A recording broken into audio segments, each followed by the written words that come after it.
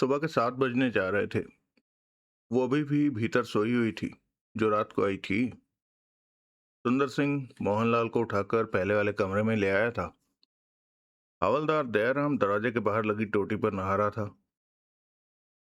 क्या है? मोहनलाल उखड़े स्वर में बोला। उसने पजामा पहन रखा था। तेरे को अच्छी तरह मालूम है कि सुबह 10 बजे से पहले उठना मुझे पसंद नहीं। तुम खास खबर है? सुंदर सिंह दोनों आंखें मलते हुए मुस्कुरा कर कह उठा। उसकी आंखों से लग रहा था कि वो भी अभी अभी नींद से उठा है। मोहनलाल ने उसे गहरी नजरों से देखा। खास खबर? हाँ, तभी तो आपकी नींद में दखल डाला, वरना मेरी हिम्मत, इतनी हिम्मत कहाँ। ठीक है, तू खबर सुना और दयाराम से कह स्टोव पर चाय बना ले। दयाराम नहा रहा है। बेवकूफ, सुबह सुबह नहाने लग जाता है। खैर, तू बोल, खबर खास। कहने के साथ ही मोहनलाल टेबल के पीछे कुर्सी पर बैठा और ड्रॉर से सिगरेट का पैकेट निकाला। रात मेरी सिगरेट तो नहीं निकाली? नहीं जनाब, गिन लीजिए। ठीक है, बोल। मोहनलाल ने सिगरेट सुलगाई। वो सुरेंद्र पाल, जिसके पास लाखों रुपया है, जिसने सोमा के दो साथियों को। मोहनलाल के कान खड़े हो गए।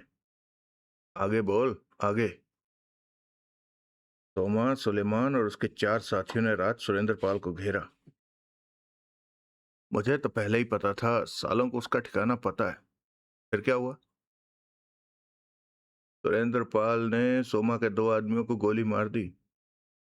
सोमा सुलेमान के साथ भाग निकला। मतलब कि सोमा सुरेंद्र पाल से लाखों रुपया नहीं ले सका? नहीं। तेरे को ये सब किसने बताया? मेरे खास आदमी ने। मोहनलाल कई पलों तक सोच भरी निगाहों से सुंदर सिंह को देखता रहा। क्या हुआ सर? चुप, कभी तो सोचने दिया कर। कहते हुए मोहनलाल उठा और पीछे वाले कमरे में चला गया। फिर उल्टे पांव ही लौटा और कश लेकर सिगरेट फर्श पर फेंक कर जूते से मसली और पुनः कुर्सी पर बैठ गया। तभी वो जो रात को आई थी, जिसने बोतल खाली करने में मोहनलाल का साथ दिया था, जिसने रात भर मोहनलाल के दिल पर राज किया था, पीछे वाले कमरे से बाहर निकली और बिना मोहनलाल को देखे बाहर निकलती चली गई। उसके चेहरे से स्पष्ट लग रहा था कि अगर उसे उठाया न जाता तो कम से कम 2-4 घंटे से पहले उसका उठने का कोई इरादा नहीं था। मोहनलाल ने नई सिगरेट सुलगाई। सुंदर सिंह खामोशी से सामने खड़ा रहा। किस जगह पर हुआ ये सब? मोहनलाल ने पूछा। विक्रम शाह की कॉटेज पर। कौन विक्रम शाह? वही सर, जो 2 महीने पहले बलात्कार के मामले में पकड़ा गया था। 10,000 लेकर उसे छोड़ा। नोटों की बात मत किया कर, मोहनलाल तीखे स्वर में बोला। खाली खाली बात किया कर। जी। उसकी कॉटेज में सुरेंद्र पाल कैसे पहुंचा? सुना है उसने विक्रम से शाह से कॉटेज खरीद ली है। तभी हवलदार दयाराम ने भीतर प्रवेश किया। वो नहाकर आया था और कच्चे बनियान में था। दीवार पर लगे कील पर लटके कपड़े उतारकर पहनने लगा। सुन दयाराम, रात। मोहनलाल ने बताना चाहा। जी सर, दयाराम कह उठा। सुंदर सिंह ने बताया आपका ख्याल ठीक था कि रात सोमा ने हमें बेवकूफ बनाया, कि सुरेंद्र पाल का ठिकाना नहीं जानता। हरामी की जात का है, मोहनलाल खुंद की स्वर में कह उठा। लेकिन एक बात बढ़िया हो गई, दयाराम कह उठा। जो सोमा को मुंह की खानी पड़ी, अपने 2 साथी भी गवा आया। अली और श्री को सुरेंद्र पाल ने पहले ही साफ कर दिया है। अपने आदमियों की मौत के कारण वो तड़प रहा होगा और तगड़ी तकलीफ हो रही होगी उसे। ना कि तो वो सुरेंद्र पाल को मार सका और ना ही उसके पास मौजूद लाखों रुपए को हासिल कर सका। लेकिन अब वो तगड़ी योजना के साथ सुरेंद्र पाल को छेड़ेगा, सुंदर सिंह कह उठा। नहीं, अब मैं उसे कुछ करने नहीं दूंगा। आखिर कानून भी कोई चीज है। मोहनलाल मुस्कुराया। क्या मतलब? सुंदर सिंह बोला। आ जाएगा तेरी समझ में मतलब। दयाराम, सर, तोमा के पास जा, उसे बोल सुलेमान के साथ खड़े पांव मेरे पास पहुंचे, साथ ही लेकर आ। वो आने में देर करे तो बोलना सख्त ऑर्डर है इंस्पेक्टर साहब का, मोहनलाल ने कड़वे स्वर में कहा। सुरेंद्र पाल के बारे में भी कुछ सोचा सर? सुंदर सिंह ने पूछा। उसे भी देख लेंगे। उसके पास लाखों रुपया है। सुंदर सिंह का स्वर धीमा हो गया था। चिंता मत कर, ऐसा घुमाऊंगा कि वो सारा का सारा ही इधर को दे देगा, मोहनलाल बोला। कब घुमाना है उसे? पहले सोमा से बात कर लूं, उसको भी सीधा करना जरूरी है, ज्यादा ही हवा में उड़ता है। दयाराम तैयार होकर बोला। मैं सोमा को बुलाने जा रहा हूं सर। साथ ही लेकर आना उसे, सुलेमान को भी। वो कहते कहते दयाराम रुका। दरवाजे पर आहट हुई। सबकी निगाहें उस तरफ उठी। उनके देखते ही देखते सोमा और सुलेमान ने भीतर प्रवेश किया। रात ठीक तरह नींद न लेने की वजह से उनकी आंखें भारी हो रही थीं।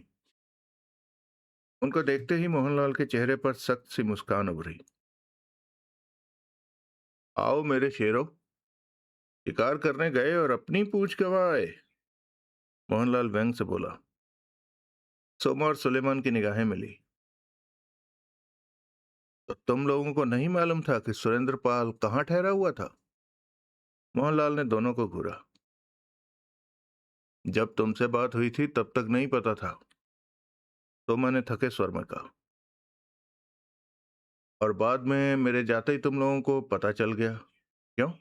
ठीक बोला मैं? हाँ, ऐसा ही हुआ था।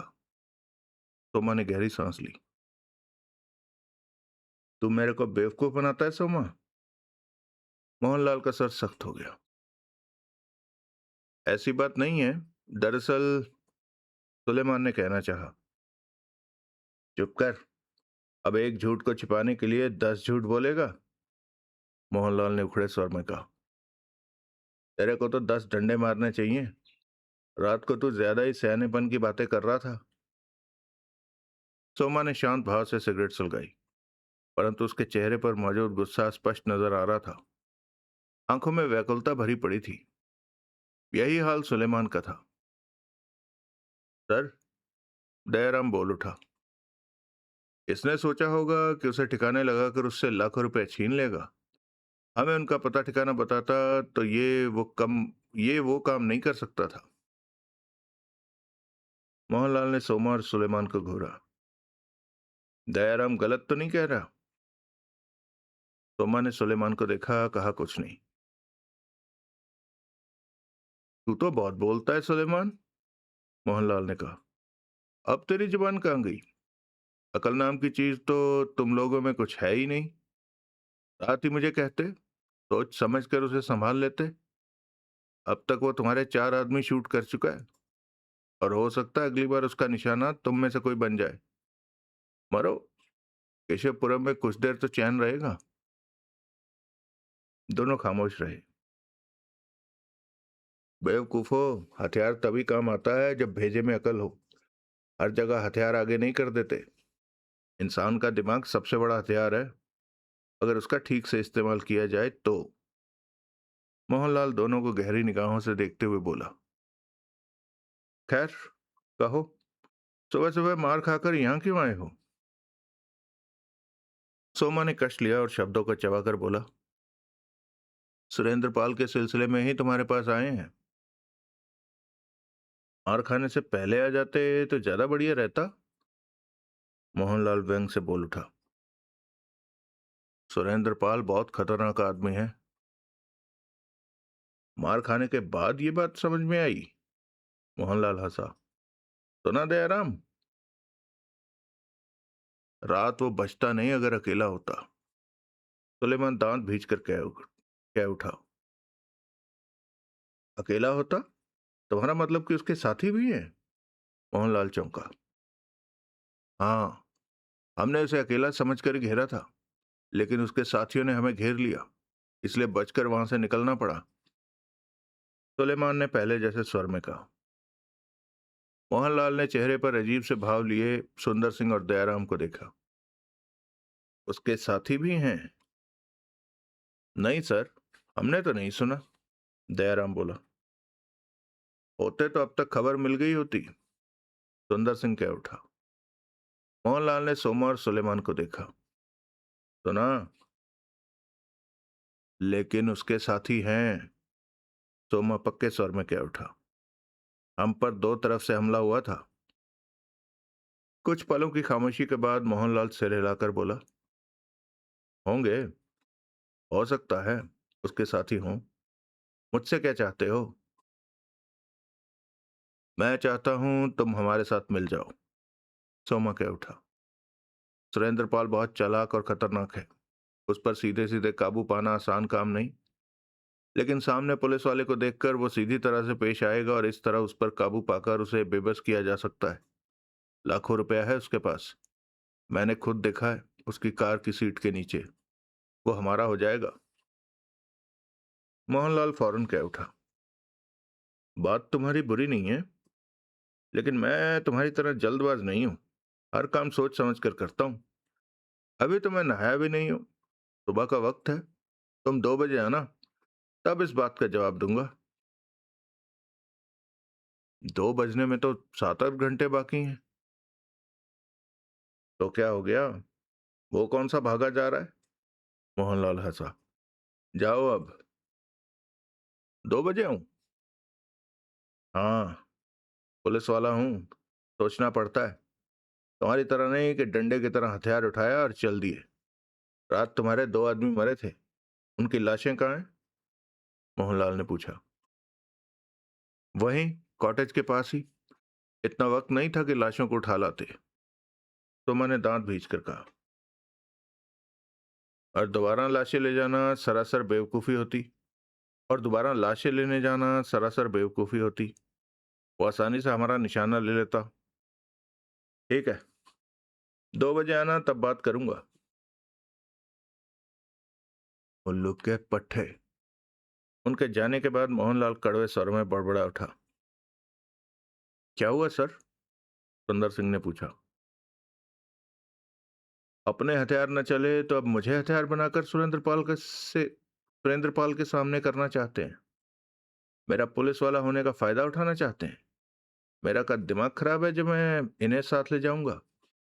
अकेला जाकर उससे नहीं निपट सकता। लाखों लाखों रुपया वसूल करना मुझे भी आता है। आप ठीक कह रहे हैं सर, दयाराम फौरन फौरन बोला। मैं भी यही सोच रहा था। मेरे साथ रहकर अब तू भी समझदार हो गया है, मोहनलाल ने शाबाशी देने वाले अंदाज में कहा। लेकिन सुरेंद्र पाल से बात क्या करेंगे? चिंता मत करो, वो सब मैं समझ लूंगा, मोहनलाल उठता हुआ बोला। मैं नहाने जा रहा हूं, तो मेरे कमरे में रखे सूटकेस में से वर्दी निकालो। 2 महीने पहले प्रेस करवा कर रखी थी। रॉब गांठने के लिए वर्दी में होना जरूरी है, नहीं तो वो हम पर ध्यान भी नहीं देगा। आप ठीक कह रहे हैं। तुम दोनों की वर्दियां तैयार हैं? नहीं सर, धुली हुई नहीं है। कोई बात नहीं, मैली ही पहन लो, वर्दी तो आखिर वर्दी ही होती है। सुंदर सिंह, अपनी राइफल वगैरह साफ करके थोड़ा सा तेल लगा लेना, चमक जाएगी। मेरा होलेस्टर भी निकाल लेना, जाते ही ऐसी घुड़की देनी है कि सारे कसबल निकाल देने उसके, तभी तो वो नोट हमारे हवाले करेगा। अगला दृश्य। सुबह के 9:30 बज रहे थे जब सब इंस्पेक्टर मोहनलाल, हवलदार सुंदर सिंह और कांस्टेबल दयाराम कॉटेज पहुंचे। दयाराम के हाथ में डंडा था। सुंदर सिंह ने राइफल पकड़ रखी थी और मोहनलाल की कमर पर हॉलेस्टर बंधा हुआ था। तीनों वर्दी में थे। कॉटेज के बाहर कार खड़ी है, दयाराम धीमे स्वर में कह उठा। कार में ही लाखों रुपया है, सुंदर सिंह जल्दी से बोला। यही सुना जा रहा है। बेवकूफो, मोहनलाल फाड़ने वाले अंदाज में बोला। पजामे वाली आदतें छोड़ो, इस वक्त हम वर्दी में हैं। कभी तो अकल से काम लिया करो। कार कहीं भागी जा रही है क्या? वो तीनों कार के करीब से निकले और कॉटेज तक जा पहुंचे। इससे पहले कि वह दरवाजा थपथपाते, दरवाजे की बगल में मौजूद खिड़की खुली और देवराज चौहान का चेहरा नजर आया। हाथ में चाय का गिलास था। मोहनलाल ने ठिठक कर उसे देखा। देवराज चौहान ने तीनों पर नजर मारी और चाय का घूंट भरा। तो तू है सुरेंद्र पाल? मोहनलाल पुलिसिया लहजे में कह उठा। हाँ। देवराज चौहान ने लापरवाही से पुनः चाय का घूंट भरा। तुम लोग कौन हो? हम? मोहनलाल ने माथे पर बल डाल लिया। नजर नहीं आ रहा क्या? नहीं। देवराज चौहान की निगाह मोहनलाल पर थी। दरवाजा खोलो, समझाता हूं, मोहनलाल धमकाने वाले स्वर में कह उठा। देवराज चौहान खिड़की से हट गया। अगले ही पल दरवाजा खुला। मोहनलाल की निगाह दरवाजे पर जा टिकी, जहां रात को चलाई गोलियों ने छेद कर दिए थे। मोहनलाल ने पुनः देवराज चौहान को देखा। अभी भी नहीं समझ में आया कि हम कौन हैं? नहीं आया। मैं, मोहनलाल ने दांत भींचकर कहा, सब इंस्पेक्टर मोहनलाल हूं, केशवपुरम थाने का इंचार्ज। और मैं हवलदार सुंदर सिंह। मुझे कांस्टेबल दयाराम कहते हैं। दयाराम ने अपना डंडा नीचे मारा। देवराज चौहान के चेहरे पर शांत मुस्कान उभरी। तो तू है सुरेंद्र पाल? हाँ। दादागिरी दिखाने आया है क्या केशवपुरम में? बोल। कल आया और आज सबके होंठों पर तेरा ही नाम है। तू क्या समझता है कि यहाँ कानून है ही नहीं? हम हैं, समझे तुम? देख रहा हूं। देवराज चौहान ने सिर हिलाया। वरना मैंने तो यही सोचा था कि केशवपुरम में कानून के नाम पर कुछ भी नहीं है। खैर, कानून न सही, कानून की वर्दी तो देखने को मिली। ये वर्दी कानून का ही दूसरा नाम है। कानून और वर्दी को मैं भी जानता पहचानता हूं। देवराज चौहान ने तीखे स्वर में कहा। मुझसे क्या चाहते हो? मैं तुम्हें गिरफ्तार करने आया हूं। मोहनलाल ने आवाज को और ऊंचा कर लिया था। देवराज चौहान ने चाय का घूंट भरा। क्यों? क्योंकि कल से लेकर अब तक तुम 4 खून कर चुके हो। तुम जैसे इंसानों का आजाद घूमना केशवपुरम के अमन को खतरा पैदा कर सकता है। और अच्छा? देवराज चौहान मुस्कुराया। तो केशवपुरम में अमन भी है नहीं क्या? मैंने तो नहीं देखा। मैं दिखा दूंगा, मोहनलाल कड़वे स्वर में बोला। तुमने 4 की जान। किसने कह दिया तुमसे? किसने क्या? सारा केशवपुरम जानता है इस बात को। किसी ने रिपोर्ट दर्ज कराई? रिपोर्ट भी दर्ज हो जाएगी। तुम रिपोर्ट है नहीं और 4 कत्लों के जुर्म में मुझे गिरफ्तार करने आ गए। देवराज चौहान ने निगाहों से मोहनलाल को देखा। गवाह भी इकट्ठे कर लिए होंगे। सब इंतजाम हो जाएगा, तुम अपनी फिक्र करो, मोहनलाल ने सख्त स्वर में कहा। 4 लाशें भी इकट्ठी कर ली होंगी। देवराज चौहान मुस्कुराया। लाशें? पल भर के लिए मोहनलाल सकपकाया। हाँ, वो 4 लाशें जिन्हें मैंने मारा है, जो वो भी इकट्ठी हो जाएंगी। खूब। देवराज चौहान हौले से हंसा। रिपोर्ट किसी ने लिखवाई नहीं, गवाहों का अता पता नहीं, लाशें लापता हैं और मुझे गिरफ्तार करने आ पहुंचे। मोहनलाल ने सकपकाकर सुंदर सिंह को देखा। सर, दयाराम कह उठा, 2 को तो इसने रात को ही मारा था। वो लाशें आसपास ही होंगी। ढूंढो लाशों को, आज इसे नहीं छोड़ूंगा, मोहनलाल सख्त स्वर में कह उठा। उसके बाद रात वाली लाशों को तलाश किया जाने लगा। सुंदर सिंह और दयाराम ने हर संभव कोशिश की कि लाशें मिले। कॉटेज के आसपास तो क्या, दूर दूर तक जर्रा जर्रा छान मारा, परंतु कहीं भी कोई लाश नहीं मिली। इस दौरान मोहनलाल देवराज चौहान के पास कॉटेज में ही रहा। देवराज चौहान ने उससे कोई बात नहीं की।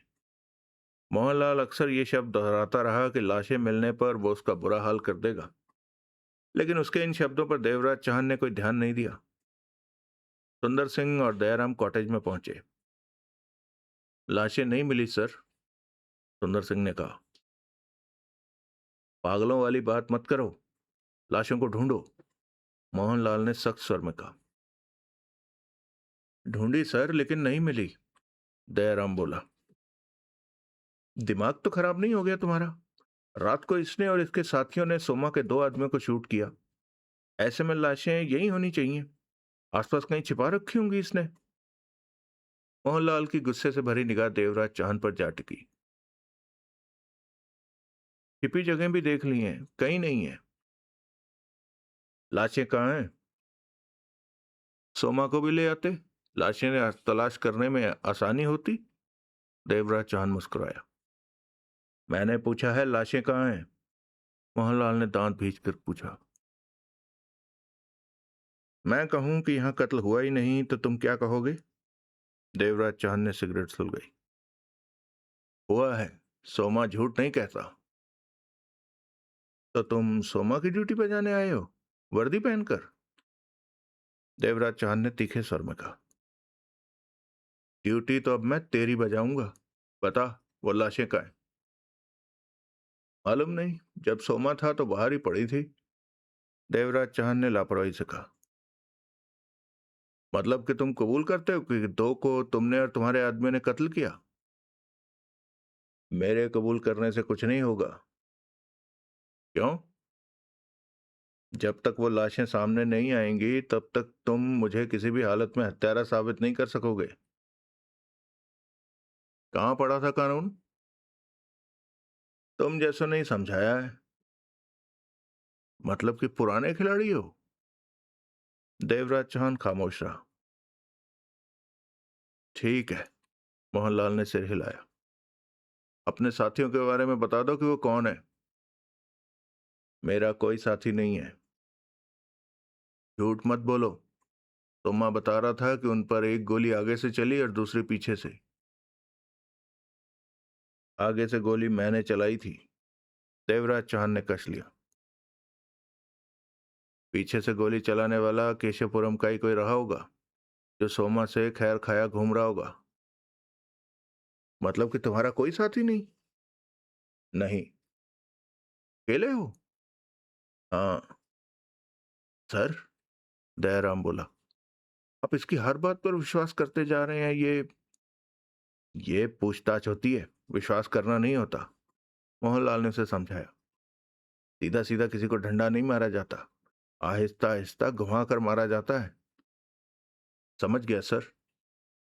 मोहनलाल की निगाह पुनः देवराज चांद पर जा टिकी। एक बात तो बताओ, देवराज चांद बोला। क्या? तुमने सोमा से पूछा था कि वो यहां क्यों आया था? ऐसी छोटी छोटी बातों की मैं पूछताछ नहीं करता, मोहनलाल ने मुंह बनाकर कहा। मैंने सुना है कि तुमने विक्रम शाह को मारकर उससे ये कॉटेज छीन ली और यहां अड्डा जमा लिया। ये बात विक्रम शाह ने कही? देवराज चांद मुस्कुराया। नहीं, कहीं से सुनी है। सुनी सुनाई बातों पर विश्वास मत किया करो। केशवपुरम में क्या करने आए हो? घूमने। घूमने के लिए कोई और जगह नहीं मिली? कहीं तो जाना ही था, फिर केशवपुरम क्या बुरा है? देवराज चांद ने कश लेकर सिगरेट खिड़की से बाहर उछाल दी। पूछताछ खत्म हो गई हो तो मैं अपने कामों से फुर्सत पा लूं? सर, ये तो हाथ नहीं रखने दे रहा, सुंदर सिंह बोला। चिंता मत करो, हाथ क्या लात भी रखने देगा। मैं तुम्हारी कार की तलाशी लेना चाहता हूं। क्यों? देवराज चांद अजीब से अंदाज में मुस्कुरा उठा। लाशें वहां भी हो सकती हैं, कार की तलाशी में कोई एतराज है तुम्हें? नहीं। मोहनलाल ने सुंदर सिंह और दयाराम को इशारा किया। आओ। वो तीनों कॉटेज से निकलकर सामने खड़ी कार की तरफ बढ़ गए। देवराज चांद कॉटेज की खिड़की पर आ खड़ा हुआ और उन्हें देखने लगा। सर, दयाराम धीमे स्वर में बोला, अब लाखों के नोट हमारे हाथ लगने ही वाले हैं। चुप रहो बेवकूफो, कहीं नोटों की हालत भी लाशों की तरह ना हो। मोहनलाल तीखे स्वर में बोला। आपका मतलब कि वो भी गायब होंगे? क्यों, हो नहीं सकते क्या? अगर नोट भी गायब हुए तो फिर मजा नहीं आएगा सर। सुंदर सिंह कह उठा। वो कार के पास पहुंचकर ठिठके। तलाशी लो, तलाशी में कोई टूट फूट भी जाए तो परवाह मत करना। मोहनलाल ने दांत भींच कर कहा। नोट हर हाल में मिलने चाहिए। सुंदर सिंह और दयाराम कार पर टूट पड़े। नोट कार में नहीं मिले। 15 मिनट तक मोहनलाल की देखरेख में वो कार के साथ जोर आजमाइश करते रहे। सर, सुंदर सिंह गहरी सांस लेता हुआ कह उठा, यहां तो कुछ भी नहीं है। मोहनलाल के चेहरे पर बौखलाहट सी आ गई। लाशें भी नहीं मिली, रुपया नहीं मिला। ऐसे में वो सुरेंद्र पाल को जरा भी नहीं डरा सका। वो तो लाखों रुपए हासिल करने की सोच कर आया था और यहाँ रेजगारी के भी दर्शन नहीं हुए थे। गड़बड़ हो गई सर, दयाराम लटके मुंह से कह उठा। मोहनलाल ने सिगरेट सुलगाई और भिजे होठों से कह उठा, सोमा ठीक कहता था कि सुरेंद्र पाल बहुत चालाक और खतरनाक है। इसने लाशों को भी ठिकाने लगा दिया है और लाखों रुपए को भी, जो कार में था। साला दूर की सोच लाता है। सर, सुनने में आया था कि कार की सीट के नीचे बॉक्स में नोट भरे हैं। सुंदर सिंह बोला, लेकिन बॉक्स में तो टूल और कार साफ करने के लिए कपड़ा वगैरह है। मोहनलाल ने कश लिया। सोचने की बात तो यह है कि लाखों रुपए रखा कहाँ होगा? आसपास ही होगा। मोहनलाल बोला। वो देखिए सर, दयाराम ने कहा, खिड़की पर खड़ा हमारा तमाशा देख रहा है। मोहनलाल ने कड़वी निगाह से खिड़की से देखते देवराज चांद पर देव मोहनलाल की कड़वी निगाह खिड़की से देखते देवराज चांद पर जा टिकी। लकड़ी के फट्टे की खिड़की थी। बीच में न ग्रिल थी न शीशा। यह आसानी से हत्थे चढ़ने वाला नहीं है। इसकी कॉटेज की तलाशी लो। तीनों वापस कॉटेज में जा पहुंचे। लाशें मिली? देवराज चांद ने सपाट निगाहों से उन्हें देखा। मिल जाएंगी, मोहनलाल ने चुपते स्वर में कहा। सुंदर सिंह और दयाराम कॉटेज की तलाशी लेने लग गए। दिखावे को वे लाशें तलाश कर रहे थे, वैसे लाखों के नोट। देवराज चांद उनकी हरकतों से अच्छी तरह वाकिफ था। उस छोटी सी जगह की तलाशी में 10 मिनट लगा दिए। रुपया नहीं मिला। सर, सुंदर सिंह कह उठा, यहां तो लाश नहीं है। अच्छी तरह देखा? बहुत अच्छी तरह सर। लाश की उंगली पड़ी होती तो वो भी नजर आ गई होती। दयाराम बोला। मोहनलाल ने गहरी सांस लेकर देवराज चांद को देखा। मानना पड़ेगा सुरेंद्र पाल। क्या? तुम? पास पहुंचकर मोहनलाल ने उसके कंधे पर हाथ रखा। चालाक नंबर 1 हो। ऐसा क्या हो गया? देवराज चांद शांत रहा। गधे के सिर से सींग की तरह लाशें गायब हैं और अपनी बात रोककर मोहनलाल हंसा। और वो नोट, लाखों रुपए? कौन से नोट? जो सीट के नीचे बॉक्स में थे। तुमने देखे? सोमा ने, काली ने और श्री ने देखे थे। मालूम है मुझे। और काली श्री जिंदा नहीं बचे। देवराज चांद का स्वर सपाट था। मोहनलाल के माथे पर बल उभरे। तुम मुझे धमकी दे रहे हो? उस वक्त मैंने गलती की सोमा को जिंदा छोड़कर। देवराज चांद ने एक एक शब्द चबाकर कहा। अगर गोली उसके लिए भी चला दी होती तो इस वक्त तुम्हारे दर्शन नहीं होते। एकाएक मोहनलाल मुस्कुराया। ऐसा मत कहो, हम दोनों की मुलाकात जरूरी थी। क्यों? तुम्हारे पास लाखों रुपए हैं और उसकी हिफाजत के लिए सबसे बढ़िया पुलिस वाले ही हो सकते हैं। हिफाजत का किराया भी चाहिए होगा। खर्चा पानी तो लेना ही पड़ता है। जितने नोट हों, आधे तुम रख लो, आधे मुझे दे दो। आधे? देवराज चाहन मुस्कुराया। हाँ, इससे कम में बात नहीं बनेगी। सर, आधे से कम में मत, कम नहीं लेना। दयाराम कह उठा। सुना? मोहनलाल मुस्कुराया।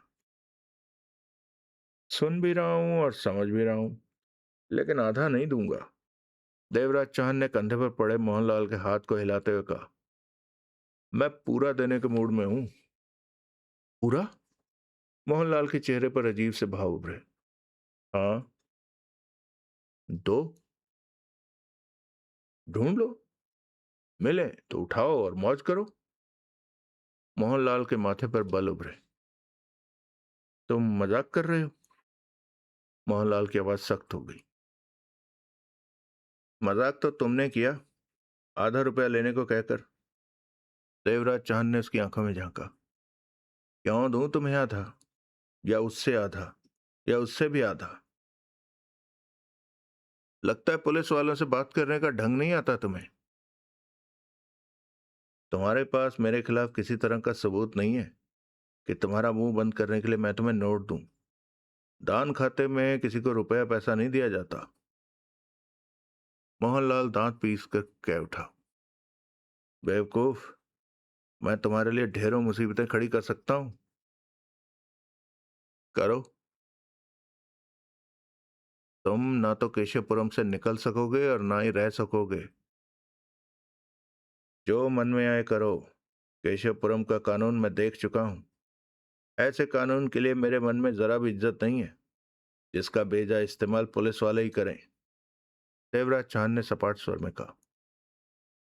दयाराम? मोहनलाल गुर्राया। सर, ये पागल है। इसे समझाओ कि हम क्या कर सकते हैं। जब आपकी भाषा इसकी समझ में नहीं आई तो मेरी क्या आएगी जनाब?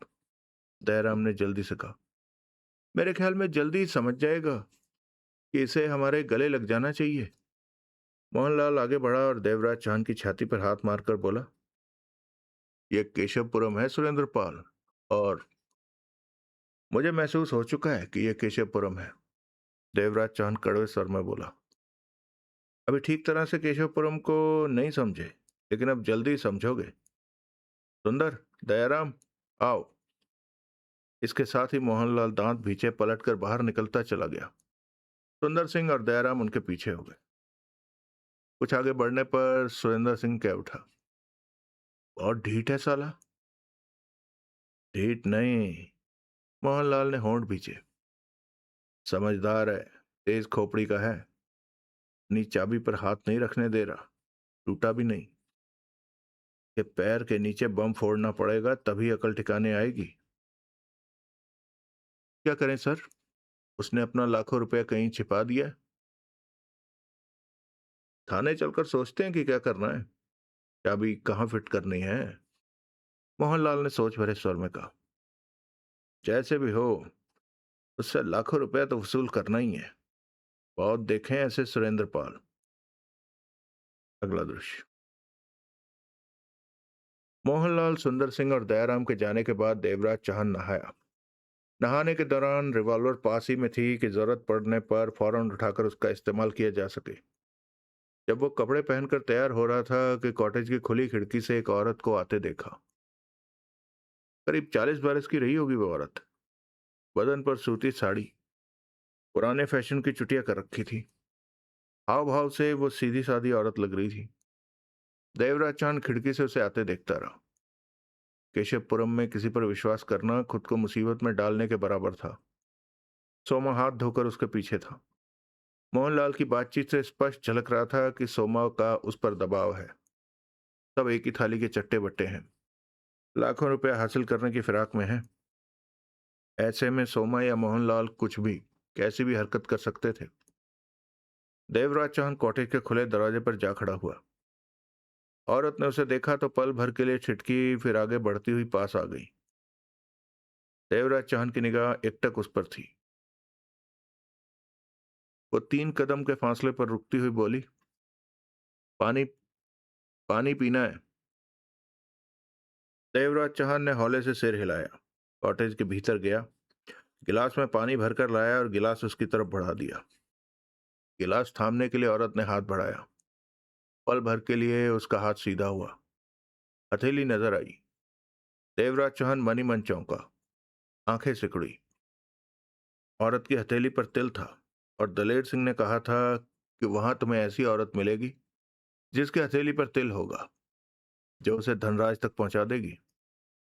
औरत उसके हाथों में औरत उसके हाथों से गिलास थाम कर होठों से लगा चुकी थी। पानी पीते हुए वो रह रह रह पानी पीते हुए वो रह रहकर देवराज चौहान को देख रही थी। फिर गिलास खाली करके उसने पास ही नीचे रख दिया। देवराज चौहान की निगाह उस पर टिकी हुई थी। शुक्रिया, वो गंभीर स्वर में बोली। देवराज चौहान ने हौले से सिर हिलाया। दोनों कई पलों तक एक दूसरे को देखते रहे। क्या नाम है आपका? सुरेंद्र पाल। मुंबई में किसने कहा तुम्हें कि यहां आना है? स्वर उसका पहले की तरह गंभीर था। दलेर सिंह ने। यहां पर तुम्हें किससे मिलना है? ऐसी औरत से जिसके हाथ में तिल है। जवाब में उसने तिल वाला हाथ आगे बढ़ा दिया। उसके फैले हाथ पर तिल को ध्यान से देखा देवराज चौहान ने। वो असली था, कोई धोखेबाजी नहीं हो रही थी। मैं ही हूं वो जो तुम्हें धनराज तक पहुंचा सकती हूं, उसने गंभीर स्वर में कहा।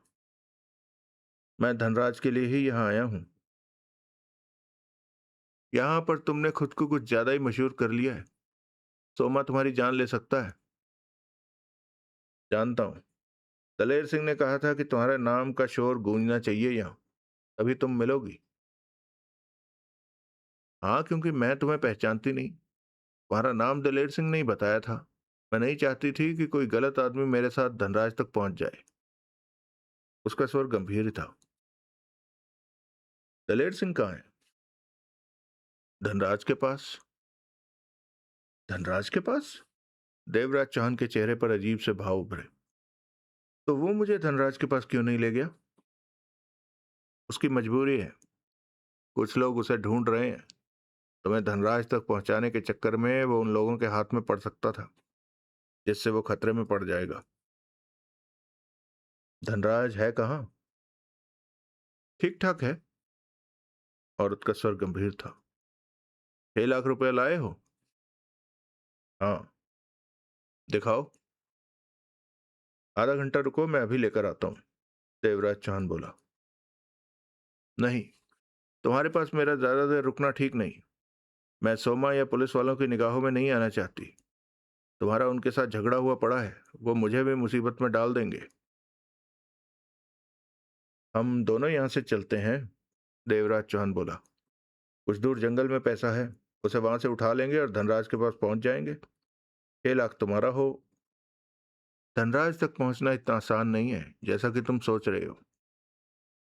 क्या मतलब? धनराज तक पहुंचने के लिए 2 दिन लगेंगे। लंबा रास्ता है। मेरे पास कार। वहां कार नहीं जाती, उसने गंभीर स्वर में कहा। पैदल चलना पड़ता है। ओह। देवराज चौहान ने उसे गहरी निगाहों से देखा। जहां जाना है उस जगह का नाम क्या है? 6 लाख रुपया दिखाना और वहां मेरे साथ चल पड़ना, उसने बात खत्म करने वाले अंदाज में कहा। कल सुबह 4 बजे, दिन का उजाला फैलने से पहले केशवपुरम के पश्चिम में लाल पत्थर के खंडर हुए मकान के बाहर पहुंचना। मैं वहीं मिलूंगी। कहने के बाद वो प्रश्न भरी निगाहों से देवराज चौहान को देखने लगी। पहुंच जाऊंगा, देवराज चौहान ने कहा। 6 लाख साथ में होना चाहिए। होगा। वो पलटी और जैसे आई थी वैसे ही वापस चली गई। देवराज चौहान को अपने सिर से बोझ उतरता सा लग रहा था। जिस काम के लिए वो आया था वो हो गया था, लेकिन अभी आज का दिन और कल की रात बितानी थी, जबकि इतने वक्त में सोमा या सब इंस्पेक्टर मोहनलाल खामोश नहीं बैठने वाले थे। वो अवश्य कुछ करेंगे। अगला दृश्य।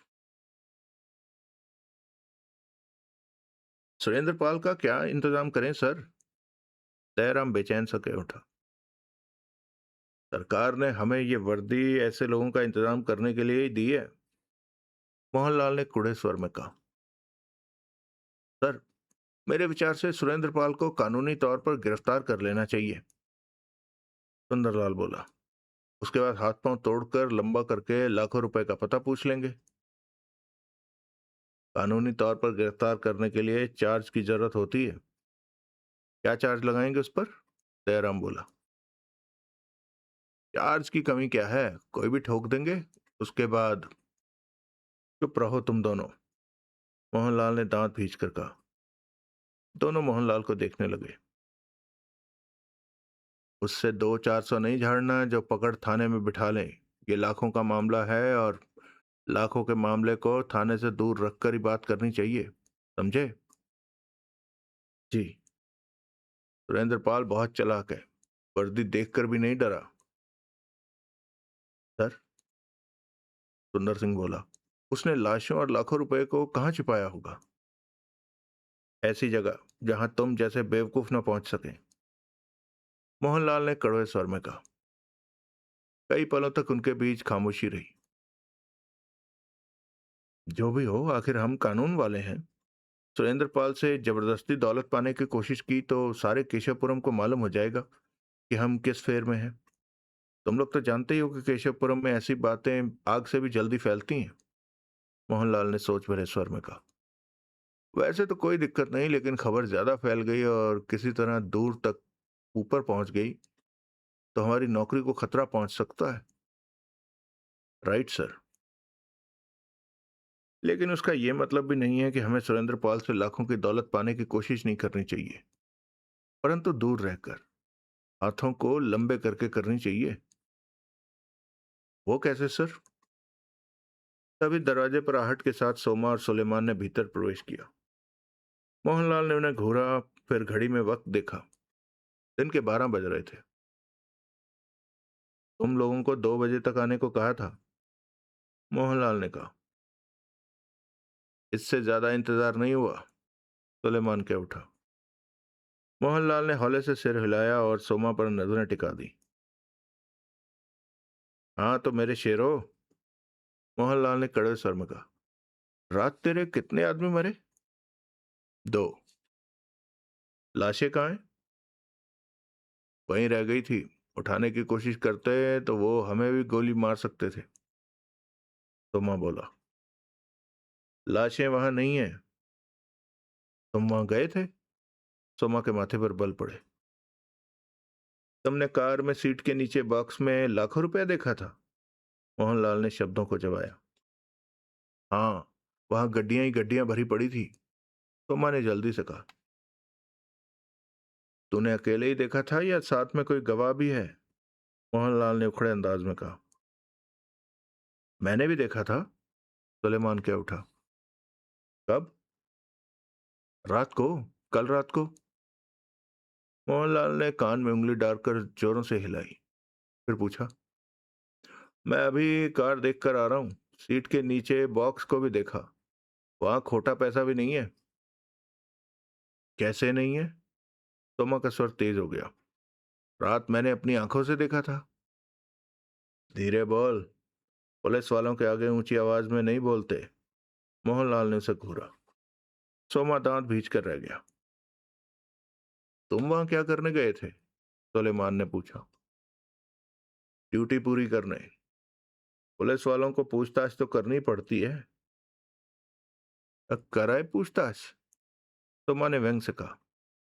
उसके लहजे पर ध्यान न देकर मोहनलाल बोला। तुम लोगों ने रात को उसे जो घेरने की कोशिश की, उस वजह से वो सावधान हो गया, कार से पैसा निकालकर उसे कहीं छिपा आया, लाशों को भी दूर फेंक आया होगा। सब कुछ तुम लोगों की गलती की वजह से हुआ। दिल तो करता है कि तुम्हें गोली मार दूं, मोहनलाल ने दांत भींच कर कहा। रात को जब मैं तुम लोगों के पास आया था, तब मुझे उस बारे में बता देते तो वर्दी पहनकर मैं उसका बुरा हाल कर देता। लाखों रुपया उसके पास आया कहां से, इस बात पर ही उसे गिरफ्तार कर लेता। उसके बाद सब ठीक हो जाता। 50,000 की बरामदगी दिखाकर बाकी तो अपनी जेब में आता। दोनों कुछ नहीं बोले। सर, उसकी कार भी अपने नाम लिखवा लेते। दयाराम कह उठा। काली और श्री की लाशें कहाँ हैं? मोहनलाल ने पूछा। संस्कार कर दिया, सुलेमान बोला। बहुत जल्दी थी सब कुछ करने की? मोहनलाल ने सच सख्त स्वर में पूछा। अब उस पर क्या इल्जाम लगाऊं? उसने 4 को गोली मारी, एक लाश भी मुझे नहीं मिली। ऐसे में तो चौड़ा होगा वो। लाखों रुपया उसने आसपास ही कहीं छिपा दिया होगा। वो एक बार सुरेंद्र पाल हत्थे चढ़ जाए फिर बकेगा साला के रुपया का है। हत्थे चढ़ जाए? मोहनलाल ने सोमा को खा जाने वाली नजरों से देखा। वो खुद आकर तुम्हारे हत्थे पर नहीं बैठेगा, उसे पकड़कर बिठाना होगा। तुम उसे पकड़कर हमारे हवाले कर दो मोहनलाल, बाकी हम देख लेंगे कि उसे पकड़ने के बाद बाकी देखने लायक बचेगा क्या?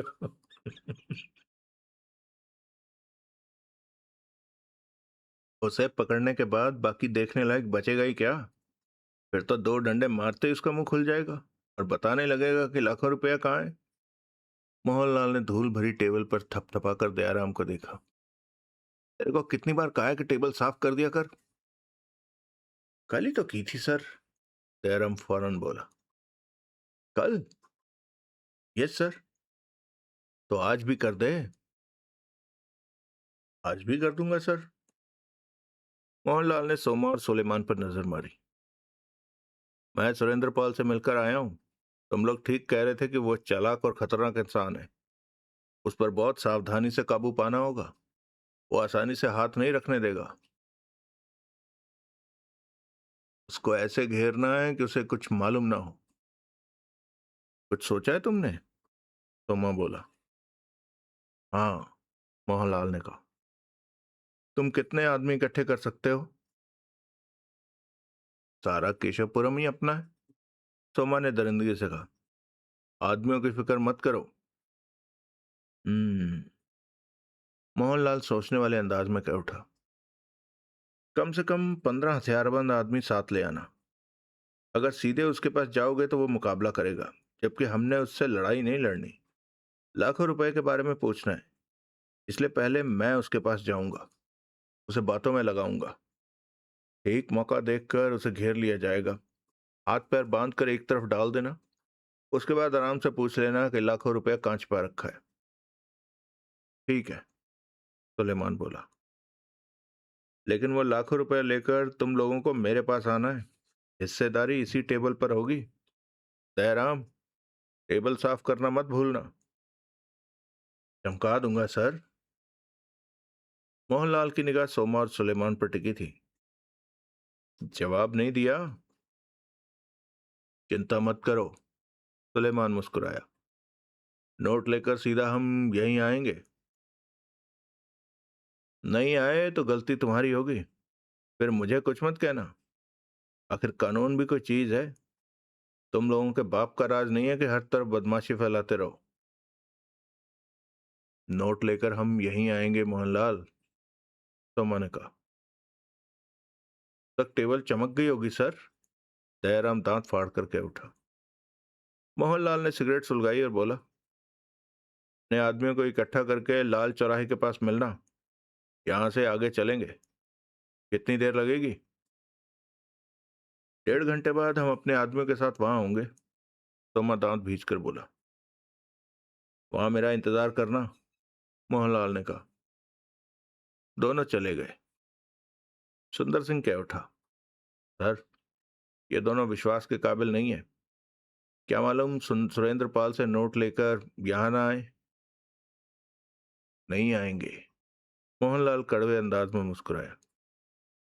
नहीं आएंगे? दयाराम चौंका। तो फिर सर आपने? दयाराम, हम पुलिस वाले हैं। हमें इस वर्दी का ध्यान रखना है जो सरकार ने हमें दी है। वैसे भी वो लड़ाई नहीं जीतता जो अपने हथियार दूसरों के कंधों पर रखकर चलाए। मोहनलाल हौले से हंसा। मैं समझा नहीं सर। सबसे अहम मसला इस वक्त सुरेंद्र पाल से निपटने का है, तो उससे निपटने के लिए मैंने सोमा और सुलेमान को आगे कर दिया, जो 15 आदमी साथ लेकर उस पर काबू पा लेंगे। उससे नोटों के बारे में भी पूछ लेंगे कि वो कहाँ रख छोड़े हैं। फिर वो नोट सुरेंद्र पाल के हाथों से निकलकर सोमा के हाथ में आ जाएंगे। जी। और सोमा सोचेगा कि हमारे साथ आधा आधा क्यों करे। मैं यही कह रहा था सर। लेकिन उस वक्त सोमा से निपटना हमारे लिए कोई बड़ी बात नहीं होगी। अपना बच्चा है, गर्दन पकड़कर घुटनों के पास बिठा लेंगे। लेकिन मोहनलाल पुनः हंसा। लेकिन क्या सर? सुरेंद्र पाल के होठों से, सुंदर सिंह के होठों से निकला।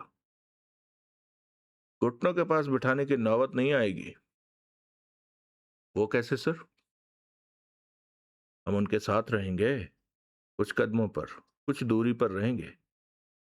जब उनके हाथ नोट लग जाएंगे तो मेरा निशाना तुम लोग जानते ही हो। किस्सा खत्म दोनों का, और नोट हमारे। Very good idea sir. Dayaram खुशी से कह उठा। अब धीरे बोल। मोहनलाल ने उसे घिड़का। ओह, क्या मेरी आवाज ऊंची थी? बाद में बताऊंगा। अब तैयारी करो। मेरे कमरे में सूटकेस रखी है जो जिसमें आपके कपड़े हैं। नहीं, दूसरे वाला। 2 महीने पहले कुछ बम पकड़े थे, टीन में बने हुए। वो 4 बम? हाँ वही। उनमें से 2 ले चलना। बहुत पावरफुल हैं और उनका इस्तेमाल भी आसान है। लॉक हटाया और फेंका, काम खत्म। मोहनलाल ने कान में उंगली डालकर जोरों से घुमाई। लेकिन सर, इतने खतरनाक बमों की इस छोटी सी लड़ाई में क्या जरूरत है? ज्यादा सवाल मत किया कर। जब सब इंस्पेक्टर बन जाएगा तो समझ जाएगा। Yes sir. अगला दृश्य। कॉटेज की दीवारें पेड़ों के तने को सवार कर उन्हें जरा सा चपटा करके एक के ऊपर एक रखते हुए उन्हें चिपकाया हुआ था। यानी कि उन्हें मजबूत दीवार कहा जा सकता था। कॉटेज में मौजूद कुल्हाड़ी उठाकर देवराज चांद फर्श से 4 फुट ऊपर तने के जोड़ पर कुल्हाड़ी मार मार कर उन्हें काटकर झिरी बनाने में लगा हुआ था। 2 तरफ तनों की दीवार में वो झिरी बना चुका था। इतनी झिरी कि गन की नाल उनमें फंस सके और आंख लगाकर बाहर होने वाली हरकत को जरूरत के मुताबिक देख सके। अब तीसरी तरफ की झिरी तैयार होने जा रही थी। करीब आधा घंटा और लगा। तीसरी तरफ की झिरी भी तैयार हो गई। देवराज चांद ने कुल्हाड़ी एक तरफ रखी और लोडेड गन उठाकर उसे चेक किया। फिर उसे तैयार झिरी में फंसा दिया। अब उस गन को पकड़कर बाहर सामने की ओर नाल को दाएं बाएं घुमाते हुए फायरिंग की जा सकती थी। ऐसा ही कुछ दाएं बाएं की दीवारों में था। सामने की तरफ से उसने खिड़की के पल्लों को कुल्हाड़ी से 6 इंच चौड़ा और 10 इंच लंबा काट लिया था। अब खिड़की की झिरी से सामने की तरफ से मोर्चा संभाला जा सकता था। इस सारे काम से फुर्सत पाकर देवराज चौहान ने सिगरेट सुलगाई और कॉटेज के खुले दरवाजे पर खड़ा होकर बाहर देखने लगा। सूरज सिर पर जा चुका था। हर तरफ तीखी धूप महसूस हो रही थी। पेड़ किसी बुत की तरह स्थिर खड़े लग रहे थे। उनकी पत्तियों में भी हलचल नहीं थी।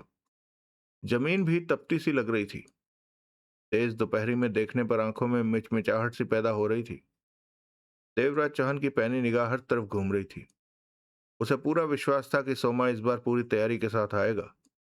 और वो पुलिस वाला मोहनलाल, यकीनन वो भी कोई ना कोई हरकत करेगा के पास मौजूद लाखों रुपया पाने के लिए।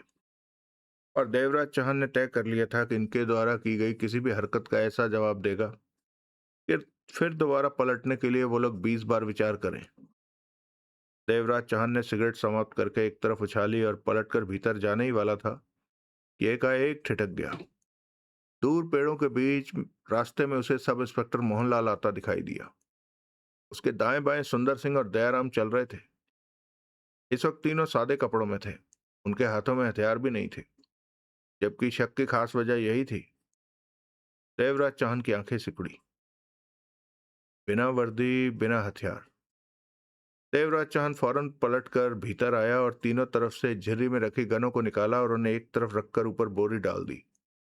इसके बाद जेब में पड़ी रिवॉल्वर का एहसास पाकर आगे बढ़ा और दरवाजे पर जा पहुंचा। वो तीनों पास आ चुके थे। देवराज चौहान उन्हें देखता रहा।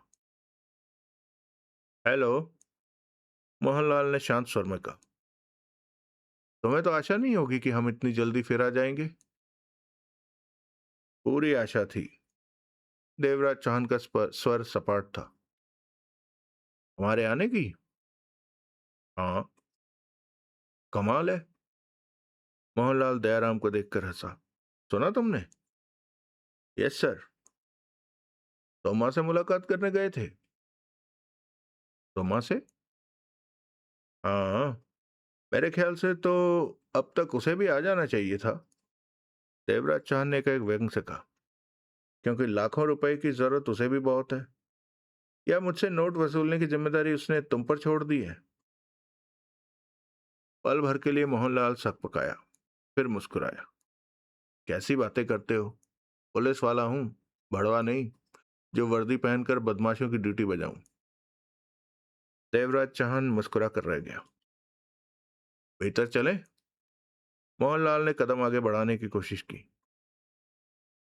भीतर इतने आदमियों के बैठने लायक जगह नहीं है। पूछताछ करनी है? यहीं कर लो। देवराज चौहान ने शांत स्वर में कहा।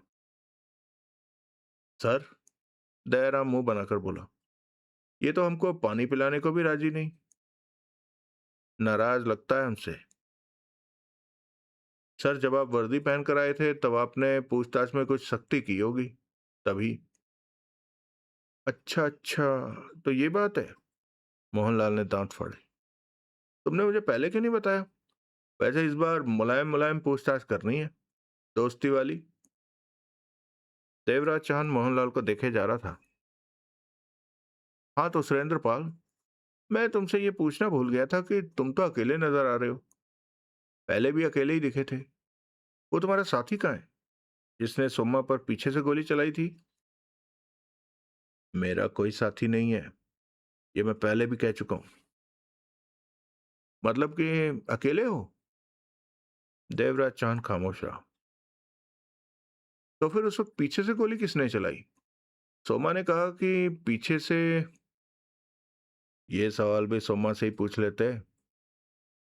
मोहनलाल के चेहरे पर तीखेपन के भाव आए। मतलब कि तुम नहीं बताओगे अपने साथी के बारे में? ये सवाल भी सोमा से पूछ लेते।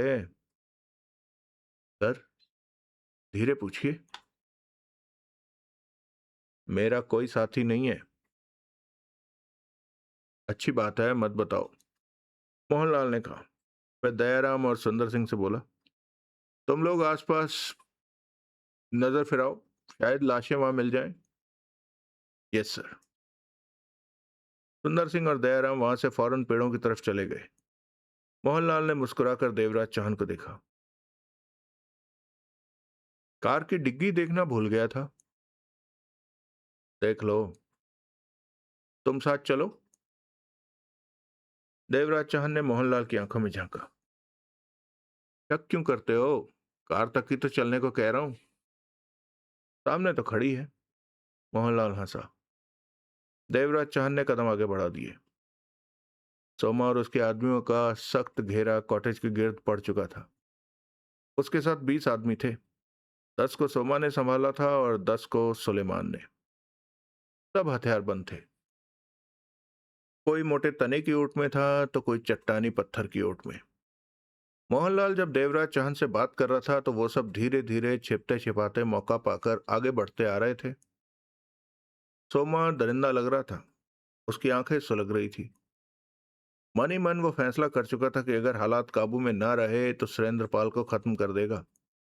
वैसे उसे पूरा विश्वास था कि खुद को इस तरह छिपाकर सुरेंद्र पाल मुकाबला करने की कोशिश नहीं करेगा। सुंदर सिंह और दयाराम सोमा के पास पहुंचे। क्या रहा? सोमा ने घूर कर पूछा। सब ठीक है, सुंदर सिंह नजरें घुमाता हुआ बोला। इंस्पेक्टर साहब, सुरेंद्र पाल को कार तक ले जा रहे हैं। वहां से वो अलग हो जाएंगे तो अब सुरेंद्र पाल की टांगों पर गोली मारकर उसे नकारा कर देना। उसके बाद तो उसे पकड़कर ऐसी धुनाई करेंगे कि वो सारे नोट हमारे हवाले कर देगा। सोमा के होठों से गुर्राहट निकली और नजरें दूर नजर आ रही कार पर टिक गई। मोहनलाल और देवराज चौहान उसे कार की तरफ बढ़ते नजर आए तो उसने राइफल संभाल ली। सुंदर सिंह और दयाराम वहां से हट गए। डिग्गी खाली थी। नोट यहां भी नहीं है। मोहनलाल ने हंसकर देवराज चांद को देखा। देवराज चांद ने कार की डिग्गी बंद कर दी। लगता है बहुत बढ़िया जगह नोट छिपाए हैं। मोहनलाल पुनः हंसा। देवराज चांद उसे घूर कर रह गया। अभी भी मान लो, ज्यादा नहीं तो उसमें से कुछ ही मुझे दे दो। कितनी मेहनत कर रहा हूं, कुछ ही घंटों में ये दूसरा चक्कर है तुम्हारे पास। ढूंढ लो, मिल जाए तो सारे ले लो। मर्जी तुम्हारी, वो लाशें ढूंढ रहे हैं, अगर मिल जाए तो तुम्हारी खैर नहीं। उनकी हड्डियों के कंकाल मिलेंगे, वो भी तब जब मैं केशवपुरम से चला जाऊंगा। देखते हैं। कहने के साथ ही मोहनलाल उस तरफ बढ़ गया जिधर सुंदर सिंह और दयाराम गए थे, जैसे उनसे पूछने जा रहा हो कि लाशें मिली कि नहीं। देवराज चांद की आंखें एकाएक सिकड़ी। उसे लगा कि ये पुलिस वाला उसे जानबूझकर बेवजह कार तक लाया है। कार की तलाशी तो कुछ घंटे पहले ही इन्होंने ले ली थी। उसे अच्छी तरह याद था कि कार की डिग्गी भी देखी थी। फिर देवराज चौहान का हाथ फौरन जेब की तरफ सरका। पैनी निगाह हर तरफ घूमती चली गई। उसने मोहनलाल को देखा जो पेड़ों के झुरमुट में दूर होता जा रहा था।